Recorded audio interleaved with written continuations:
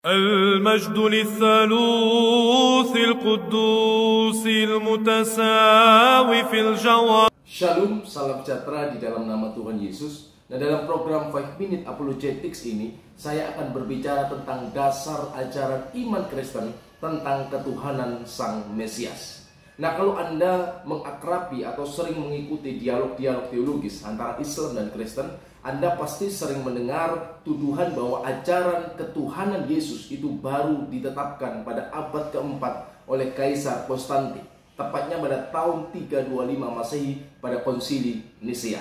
Nah, tuduhan ngawur ini muncul minimal karena dua hal. Yang pertama, karena mereka tidak memahami kitab suci, baik itu Perjanjian Lama maupun Perjanjian Baru, sehingga muncullah tuduhan dan fitnah-fitnah semacam itu. Mereka tidak memahami relasi antara PL dan PB. Yang kedua, karena mereka tidak mengerti sejarah kekristenan itu sendiri. Maka itu mereka mengeluarkan statement-statement yang tidak memiliki fakta Alkitab yang bisa kita lihat, bisa kita pelajari dalam kitab suci itu sendiri. Nah, sebelum kita melangkah lebih jauh, saya ingin menegaskan sebagai dasar berpikir kita bagi setiap orang yang ingin mempelajari tentang kekristenan, bahwa mereka harus tahu bahwa kekristenan itu ada. Kekristenan itu lahir sebagai penggenapan dari apa yang sudah dinubuatkan dalam Perjanjian Lama, secara khusus tentang Sang Mesias yang akan datang. Yang dari nama Mesias itulah berasal nama Kristen, artinya pengikut Kristus, Masihiyun, pengikut Al-Masih. Nah, karena itu seluruh ajaran kekristenan bisa dilacak akarnya dari kitab-kitab Perjanjian Lama. Nah, ini yang harus kita pahami, yang harus kita mengerti sebagai dasar berpikir ketika kita hendak mempelajari tentang iman Kristen. Lalu bagaimana tentang ajaran ketuhanan Sang Mesias? Itu dasarnya dari kitab Perjanjian Lama, secara khusus dalam kitab Mazmur pasal yang ke-110. Kita akan baca Mazmur 110 ayat yang pertama. Di sana dikatakan, Le David Mismor, Neum Hashem Ladoni, Shef Limini, At Ashit Obeka, Hadom Lerakleka. Artinya, Mazmur Daud, firman Tuhan dalam huruf kapital besar. Dalam teks aslinya itu tertulis dalam 4 aksara Yod He Vav He, yang tertulis tetapi tidak dibaca secara lisan oleh orang Yahudi. Ketika mereka menemukan huruf-huruf ini dalam kitab Taurat, mereka akan menggantinya dengan kata Hashem atau Adonai. Tetapi LAI menerjemahkan dengan kata Tuhan, tetapi dalam huruf kapital besar untuk membedakan dengan kata Adonai dalam bahasa Inggris, dalam bahasa Ibrani maksud saya.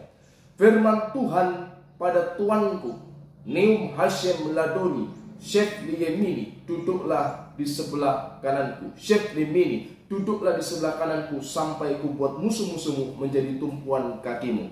Nah, teks ini dikutip oleh Yesus yang direkam dalam Injil Matius pasal 22 ayat yang ke-41-45, ketika Yesus bersoal jawab dengan orang-orang Farisi. Di sana dikatakan, ketika orang-orang Farisi sedang berkumpul, Yesus bertanya kepada mereka, katanya, apakah pendapatmu tentang Mesias? Anak siapakah dia? Kata mereka kepadanya, anak Daud. Katanya kepada mereka, jika demikian, bagaimanakah Daud oleh pimpinan roh dapat menyebut dia tuannya? Ketika ia berkata, Tuhan telah berfirman kepada Tuanku, duduklah di sebelah kananku, sampai musuh-musuhmu kutaruh di bawah kakimu. Jadi, jika Daud menyebut dia tuannya, bagaimana mungkin ia anaknya pula? Nah, Yesus mengutip teks ini untuk menegaskan kepada orang Yahudi tentang hakikat Sang Mesias. Siapakah dia itu?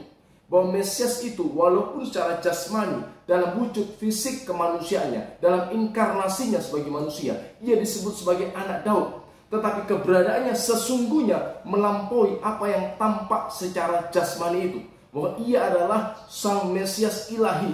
Karena itu Daud menyebut dia My Lord, Adoni, Tuanku. Ini yang ingin disampaikan, ditegaskan oleh Kristus. Dan ini yang menjadi dasar ajaran iman Kristen tentang ketuhanan Yesus, di mana Yesus berkata en pneumati, oleh pimpinan roh.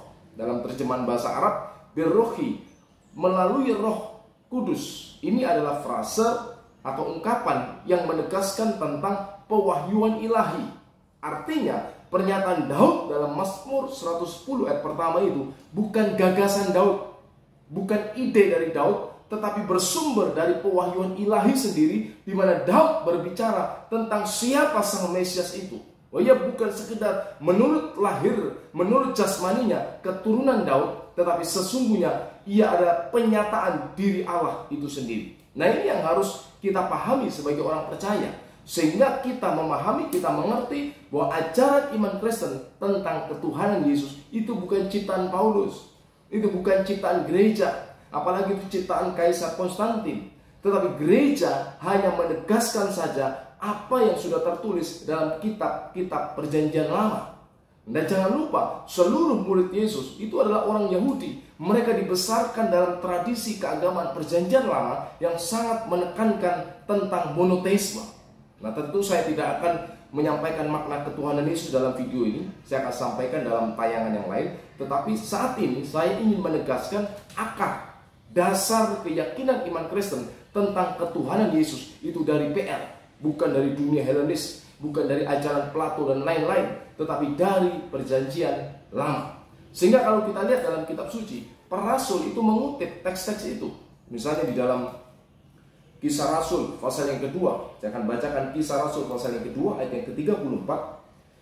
Sebab bukan Daud yang naik ke surga, malah Daud sendiri berkata, Tuhan telah berfirman kepada Tuanku. Nah di sini Petrus mengutip Mazmur 110 ayat yang pertama. Duduklah di sebelah kananku sampai ku buat musuh-musuhmu menjadi tumpuan kakimu. Ayat 36. Jadi seluruh kaum Israel harus tahu dengan pasti bahwa Allah telah membuat Yesus yang kamu salibkan itu menjadi Tuhan dan Kristus. Nah dari pembacaan ini kita bisa melihat bahwa pada masa itu, pada masa para rasul, ayat Mazmur 110 yang pertama sudah dipahami, sudah dimengerti sebagai nubuatan tentang Mesias yang akan datang.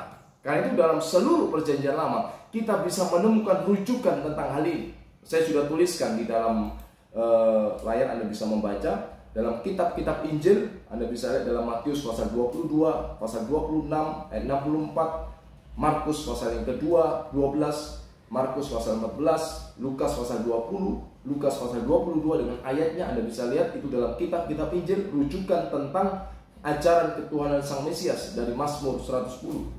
Dalam Kisah Rasul pasal yang kedua ayat 34-35, Kisah Rasul pasal 5, Kisah Rasul pasal 7 Anda bisa lihat dalam surat-surat Paulus dan juga surat Petrus dan kitab Wahyu. Semuanya bicara tentang ketuhanan Sang Mesias yang berakar langsung dari kitab perjanjian lama, secara khusus kitab Mazmur. Nah bukan hanya itu, kalau kita lihat dalam teks-teks keagamaan orang Yahudi di luar kitab suci, karena PB pun adalah literatur keagamaan dari latar belakang keagamaan orang Yahudi, perjanjian lama. Tetapi kita akan lihat teks keagamaan orang Yahudi di luar kitab suci. Mereka juga menyadari, memahami bahwa Mazmur 110 itu nubuatan tentang Sang Mesias. Saya akan kutipkan dua contoh saja. Di dalam Yalkut Simoni Tehillim 110 ayat yang pertama, Rabbi Yodan berkata atas nama Rabbi Hanan Barhaninan bahwa Yang Maha Kudus akan mendudukkan Raja Mesias di sebelah kanannya dan Abraham di sebelah kirinya. Kemudian dalam Tefilat Rabbi Simon ben Yokai, Yang Maha Kudus akan berperang untuk Israel dan akan berkata kepada Mesias, duduklah di sebelah kananku. Dan Mesias akan berkata kepada orang Israel, berkumpullah, berdiri, dan lihatlah keselamatan yang datang dari Tuhan. Nah di sini kita bisa melihat bahwa ternyata alim ulama, guru-guru Taurat, orang Yahudi sendiri menyadari, memahami bahwa Mazmur 110 itu nubuatan tentang Sang Mesias dalam hal ketuhanannya.